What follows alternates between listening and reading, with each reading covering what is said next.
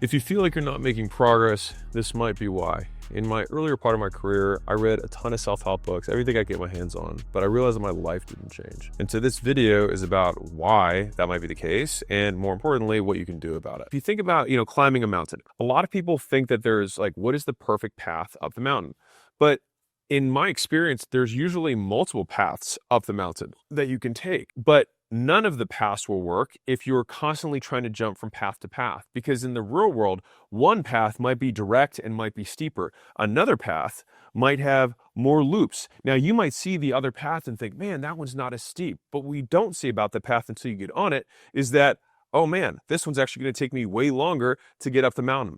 And so most of the time, we need perfect conviction about our plan more than we need a perfect plan. And so think of the paths up the mountain as your strategy. Like the mission is getting to the top. That's what we want to do. But the strategy is how we're going to prioritize our resources to getting there, right? And so your ability to execute on the path, walk the path, stick to the path is ultimately the thing that's going to predicate your success far more than the path itself, provided it's sensible. And what I found in my experience is that most people actually have a pretty decent idea what to do. I'll give you a different analogy. So if I said, hey, you need to get in shape. If you know nothing about getting in shape, you still probably have an idea that you should probably stop eating crap and you should start moving more. And if you're trying to gain muscle, you should probably lift weights. And if you want to get bigger, you should probably make those weights or those reps go up. These are probably things that you'd be like, I kind of already knew that. But the thing is that people don't do that. And so the issue usually is like, I want to have this perfect plan. But if you just did only that for the next 3 years, you'd probably be way better off than the vast majority of people. And so this was a big realization that I had, which is I had this over analysis of what is the perfect plan? And I call it the fallacy of the perfect pick, which is that we wait and we wait to try and find the perfect path. And the thing is that this is a $5 million a year business owner. So this has nothing to do with where you're at. This happens at all levels, right? The mountain just gets bigger, but it's the same concept. And so for me, there was a period in my life before I started making, a lot more money, where I had 9 different businesses. All right. And I had 9 businesses that I was CEO of. And I wasn't making any money. Now, we were making revenue, but because I was so spread thin, I couldn't focus on any of them enough. And so all I could do is just barely keep my head above water. I had, a dental agency, I had a chiropractic agency. I had my launch business where I was flying out. So I was in different cities every week doing these launches. And then I also had 6 locations of gyms that were running too. So I was so spread thin. I was stressed out of my mind.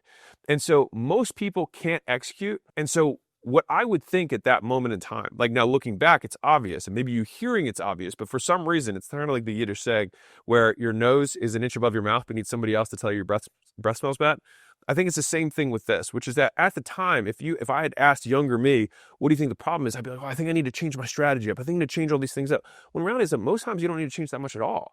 You need to actually just do the one thing really well. And so it's not about coming up with the plan or doing the plan. It's sticking with the plan, right? You can beat most people at anything if you just stick with it for a year. If you're willing to suck at something for 100 days in a row, then you could beat most people at most things. The bar for excellence has never been so low.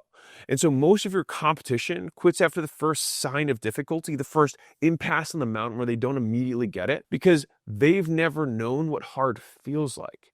And so you having to figure something out, the unknown is the hard part. The figuring it out is the hard part.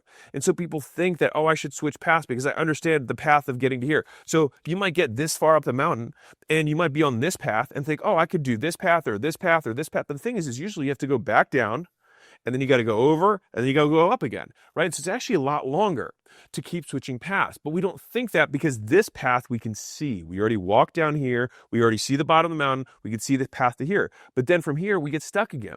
And so we keep, re-leveling up and going from, level 1 to level 2, level 3 really quickly because we've beaten those bosses before. But then you get to level 4 again and you're stuck. And so you have to grit through that period where you don't know what you're doing. And this took me so long to understand, the not knowing part is the part that's hard. And that is where people give up. It's not usually the I just need to work harder. Sure, there's some people who are weak and they just lose there. But most of the time when I talk to business owners, that's not actually where they lose. It's because they don't know what to do. And so they think, I'll change my strategy. Rather than figuring out what to do is the strategy. And so most strategies do work. So I want to hit on this a little harder. One of the misconceptions about business is that there's this one secret thing, right? There's usually lots of ways to win.